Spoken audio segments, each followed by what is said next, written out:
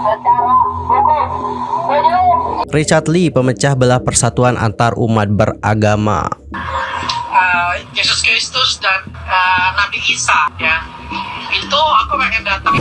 Hello everyone, I'm Mr. Kim. Welcome back to my YouTube channel.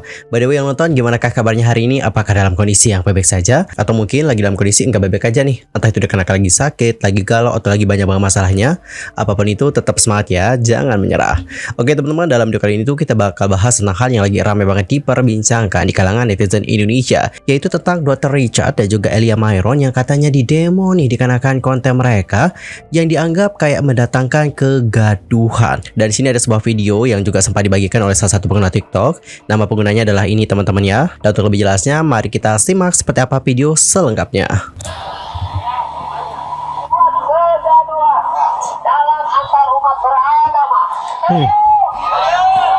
Makanya kita hadir di sini protes keras kepada Dr. Richard Lee dan Elia Mayron yang sudah membuat kegaduhan. Kita tegur secara hukum. Setuju?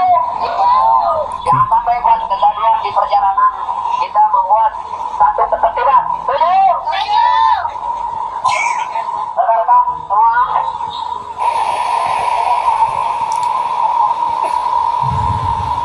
Oke teman-teman, jadi seperti itulah bagaimana video singkat yang sudah dibagikan oleh Mas Ton. Dari video tadi dapat kita mendengar di sini ada 1-2 kata yang mana mereka itu melakukan protes keras terhadap Dr. Richard dan juga Elia Mayron, yang mana mereka ini dituduh sudah menimbulkan kegaduhan. Dan teman-teman coba perhatikan gambar di samping. Di sini kan mereka itu bawa banner ya.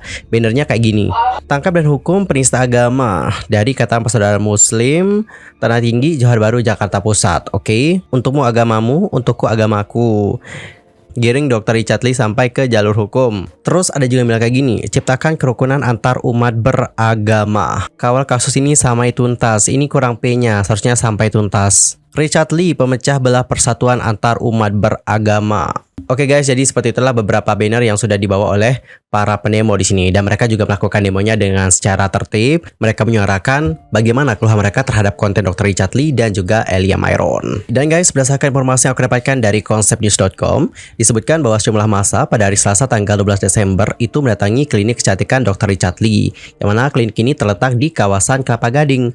Nah, massa yang berasal dari Ikatan Persaudaraan Muslim Tanah Tinggi Johar Baru melakukan aksi damai sebagai bentuk protes kepada Dr. Richard Lee. Herwanto selaku koordinator aksi mengatakan seperti ini guys. Ya, hari ini kita melakukan aksi. Aksinya aksi damai, sekaligus juga aksi ini saya sedikit protes terhadap apa yang telah dilakukan oleh Richard Lee dan juga Elia Mayron. Yang kami sayangkan, Dr. Richard Lee mengundang Elia Mayron, yang dia sudah tahu ucapan Elia Mayron. Salah satu contoh Elia Mayron meminta Kementerian Agama nih untuk revisi Al-Quran. Terus juga di komentarnya dia mengatakan nabi palsu. Yang konyolnya lagi, Dr. Richard Lee mengundang ke podcastnya.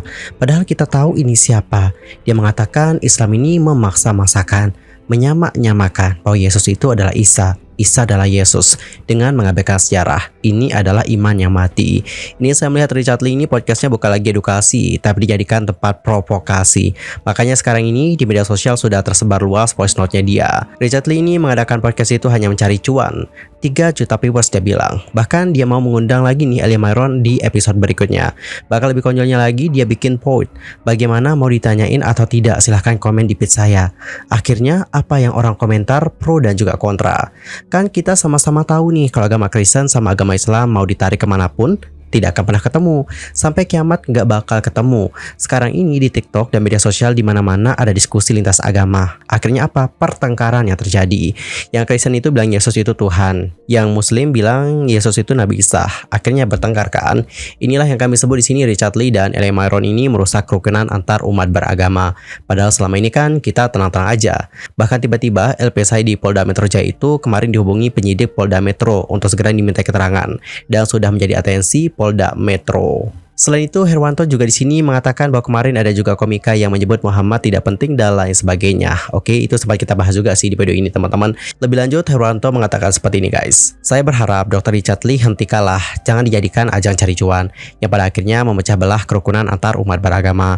Aksi ini diikuti oleh Ikatan Persaudaraan Muslim Tanah Tinggi Baladewa.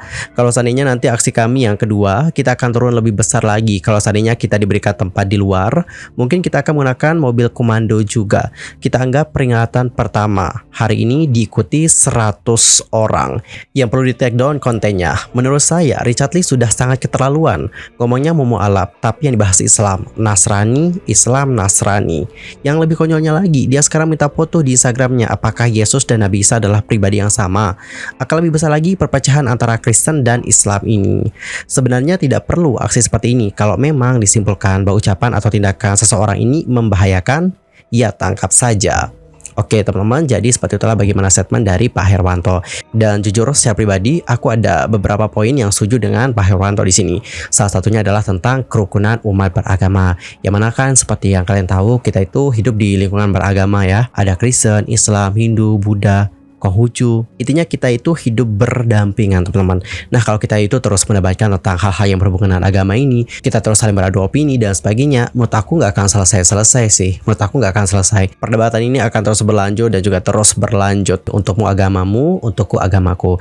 Daripada kita mengurusi agama orang lain, lebih baik kita fokus pada keyakinan kita masing-masing. Itu menurut aku lebih penting sih. Daripada kita berdebat mengenai hal ini terus-menerus. Ya memang sih tujuannya bagus ya untuk edukasi. Tapi kan balik lagi teman-teman, tidak semua orang bisa menerima pesan itu dengan cara yang sama. Ada orang yang malah menerima pesan itu dengan cara yang berbeda. Dan dikarenakan hal inilah muncul pro dan juga kontra di kalangan masyarakat. Dan teman-teman untuk informasi, sebelumnya itu memang benar nih beredar rekaman dari Dr. Richard Lee kepada Elia Myron. Dan mungkin buat yang belum dengar, coba kita dengerin lagi ya teman-teman sama-sama dan kalian bisa nilai deh nanti.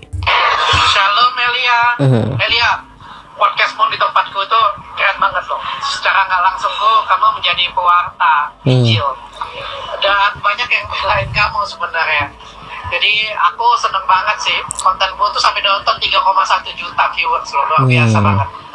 Elia, ini ada yang bagus sih menurutku yang harus diangkat sih. Dan kita perdalam. Tentang Yesus Kristus dan Nabi Isa. Ya, itu aku pengen datang. Nah, itu tuh menurutku bagus dan kamu pasti akan bisa. Kalau bukan kamu nggak ada yang bisa kalau menurutku sih. Dan kamu harus, aku kasih saran kamu harus ambil momen ini. Tenang aja, aku akan jagain kamu. Dan kita akan lari cuma di situ aja kayak gitu punya. Dan menurut aku ini adalah momen yang tepat untuk mewartakan Injil untuk misionaris ya. Lebih baik kamu pertimbangkan ya, Elia. Thank you. Oke teman-teman, jadi seperti itulah bagaimana isi PN dari Dr. Richard kepada Elia Myron yang sudah tersebar. Dan untuk Dr. Richard Lee juga sudah memberikan klarifikasi terhadap isi PN tersebut. Kenapa dia bisa memberikan voice note seperti itu kepada Elia Myron. Dan coba kita dengerin ya bagaimana klarifikasi dari Dr. Richard Lee. Banyak yang tanya dengan saya, Dok, apakah VN itu adalah suara saya? Benar, itu adalah suara saya. Jadi ceritanya, pertama kali podcast itu adalah dengan Elia. Lalu setelah dengan Elia, dengan Ustadz Dennis Lim, lalu dengan Ko Felix Xiao.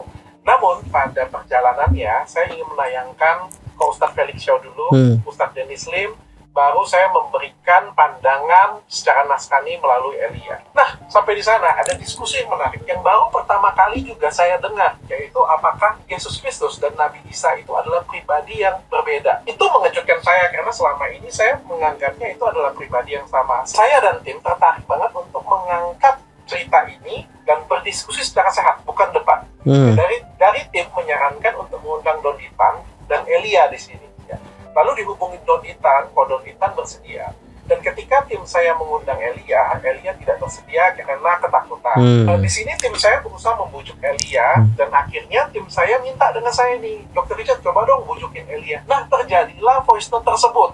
Jadi voice note tersebut itu benar adalah suara saya, langkah saya untuk membujuk dia, dan itu salah saya karena saya terlalu menggebu-gebu dan terlalu ingin merayu dia untuk datang ke podcast saya untuk berdiskusi lagi. Sebenarnya banyak banget yang pengen diskusi dengan Elia.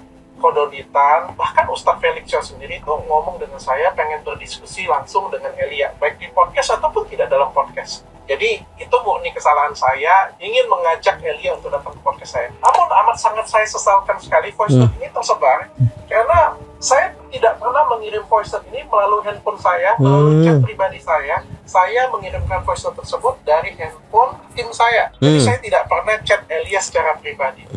Saya sangat menyesalkan ini bisa terjadi kegaduhan karena bukan itu inti dari podcast dan konten saya. Saya ingin memberikan edukasi kepada masyarakat. Saya minta maaf dan sebenarnya kemarin Kodon Ditan dan juga perwakilan dari Elia yaitu Mas Edwin sudah datang ke podcast saya berdiskusi tentang apakah Yesus Kristus dan Nabi Isa itu adalah pribadi yang sama atau berbeda. Dan sepertinya supaya tidak menimbulkan kegaduhan, konten ini akan saya hold dan tidak ditayangkan. Karena sekali lagi saya tidak ingin kegaduhan, saya ingin memberikan edukasi ke masyarakat. Dan menurut saya ini adalah informasi penting yang bisa disampaikan ke masyarakat. Dan sebenarnya baik Kodon Ditan, Ustadz Felix Show, dan lain sebagainya, teman-teman saya yang lain, itu semangat banget untuk memberikan edukasi ini. Tapi saya tidak ingin disalahgunakan dan saya tidak ingin berkembang kemana-mana. Padahal dari video kemarin saya nganggap itu diskusi yang sangat bagus sekali. Sekali lagi, saya minta maaf jika mengecewakan kalian semuanya. Saya juga sebelum membuat video ini sudah banyak berdiskusi, baik dengan Ustadz Felix Show, Ustadz Dery Sulaiman, dan beberapa teman Ustadz saya yang lain. Biarlah waktu yang membuktikan semuanya. Terima kasih. Oke teman-teman, jadi seperti itulah bagaimana klarifikasi dari Dr. Richard Lee. Ada beberapa poin yang dapat aku simpulkan dari klarifikasinya. Yang pertama adalah beliau di sini mengakui bahwa itu adalah suaranya dia. Tujuannya apa? Tujuannya adalah agar membujuk Elia Myron itu mau datang ke podcastnya dan juga berdiskusi, bukan berdebat mengenai apakah Yesus Kristus dan juga Nabi Isa itu sama. Dan kata Dr. Richard Lee, tujuannya itu adalah untuk edukasi. Oke, jadi seperti itulah bagaimana klarifikasi dari Dr. Richard Lee. By the way, tadi kan kita sempat bahas ya tentang bagaimana statement dari Herwanto yang menyebutkan tentang beberapa hal mengenai masalah Elia Myron, mulai dari tentang revisi Al-Quran, terus nabi palsu, dan lain sebagainya.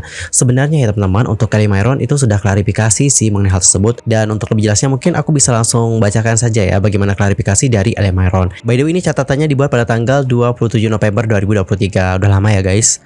Terus di sini Elia Myron menuliskan, "Salam bagimu, media dan publik saat ini berusaha untuk menggoreng berita mengenai saya. Seakan-akan saya adalah penjahat terbesar di sepanjang masa. Saya berusaha diam atas hinaan, cacian, makian, dan fitnahan yang dituduhkan secara keji kepada saya sebagai seorang apologet. Tak jarang umpatan mengenai fisik dan gender saya dijadikan lelucon di luar sana bagi yang membenci saya. Namun, terlepas dari itu semua, saya menganggap semua itu sebagai penggenapan atas nubuatan Tuhan mengenai hal mengikuti Yesus. Saya akan tetap setia di dalam Tuhan. Saya telah melepaskan pengampunan bagi semua orang, supaya menjadi nyata bahwa inilah berita mengenai Tuhan.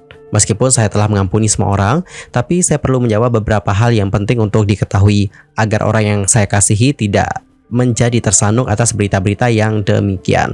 Untuk pertama adalah tentang masalah tuduhan bahwa Elia Myron telah menghina Nabi Muhammad dan agama Islam. Oke, mengenai Nabi palsu nih, dirinya mengatakan kayak gini, "Saya dipitnah dengan keji bahwa saya menghina atau menghujat Nabi dalam keyakinan tertentu. Padahal sejatinya komentar yang saya posting merupakan balasan terhadap komentar yang erat kaitannya dengan Matius 7:15-23 tentang hal pengajaran sesat, di mana penekanan saya ialah saya bukanlah nabi palsu yang mewartakan kebenaran Tuhan, tapi tidak berbuah di dalamnya.